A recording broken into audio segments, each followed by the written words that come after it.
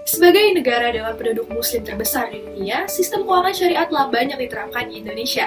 Bisnis keuangan berbasis syariah kian mengalami tren perkembangan positif selama masa pandemi COVID-19 dengan kenaikan sebesar 9,68% pada Juli 2020. Padahal saat itu perekonomian Indonesia telah berkontraksi sebesar 5,32%. Hal ini menunjukkan besarnya daya tahan keuangan syariah dan kontribusi dalam pemulihan ekonomi nasional. OJK menjabarkan jika nilai aset keuangan syariah di Indonesia telah mencapai 1.639,08 triliun rupiah. Sukuk merupakan salah satu jenis instrumen keuangan syariah yang paling diminati karena berbagai kelebihan yang dimilikinya, mulai dari keamanan yang terjamin, regulasi yang sesuai syariah, mudah dan terjangkau, imbalan yang kompetitif, kenyamanan dalam investasi, hingga ikut berpartisipasi dalam membangun perekonomian dalam negeri. Di sisi lain, gaya hidup dengan ketentuan syariah tentunya tidak terlepas dari penggunaan produk halal yang sesuai dengan syariat Islam. Menurut Bappenas, konsumsi industri halal di Indonesia mencapai lebih 200 miliar USD.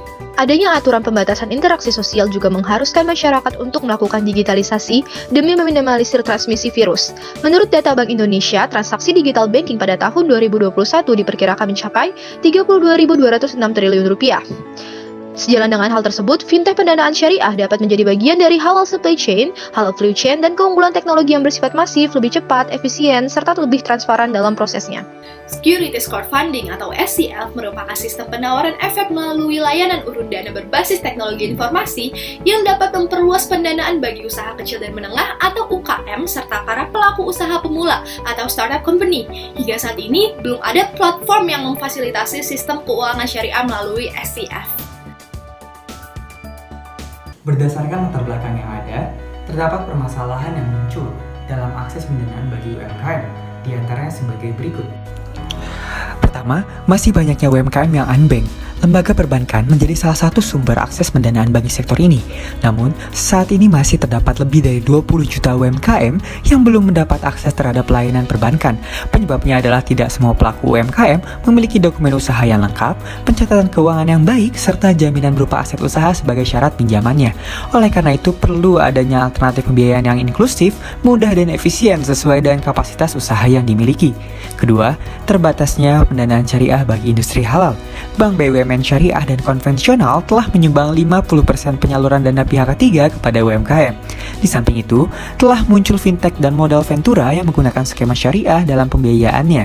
Namun, permasalahan muncul ketika pihak ventura kesulitan menemukan nasabah di industri halal sesuai syariah compliance dan minimnya pengetahuan pelaku usaha terhadap lembaga keuangan syariah.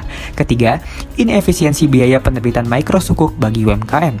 Salah satu tantangan dalam penerbitan sukuk melalui penawaran umum adalah biaya penjamin emisi efek, lembaga dan proses penunjang, dan juga pemasaran.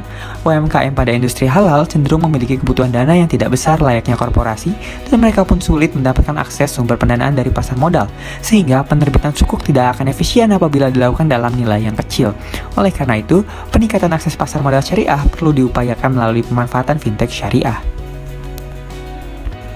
Pemilik bisnis akan mendapatkan pendanaan untuk mengembangkan bisnisnya, sedangkan investor dapat membeli kepemilikan efek bersifat hutang ataupun sukuk.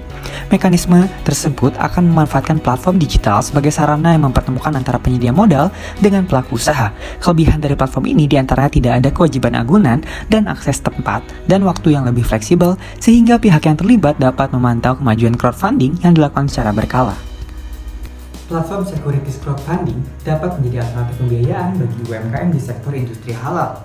Metode SCF merupakan metode layanan menurun dana yang melibatkan pihak investor dan juga pelaku usaha. Terdapat 3 pihak utama yang berperan dalam dana halal.id, yaitu penerbit sukuk, pihak penyelenggara, dan pihak investor. Kemudian ada beberapa stakeholder lain yang terlibat dalam dana halal.id, yaitu Kementerian Agama, Otoritas Jasa Keuangan, Kementerian Koperasi dan UMKM, Majelis Ulama Indonesia, serta Badan Penyelenggara Jaminan Produk Halal. Platform dana halal.id akan diluncurkan melalui website serta software aplikasi yang tersedia di smartphone untuk memberikan kemudahan aksesibilitas dalam bertransaksi bagi para investor dan pelaku industri halal.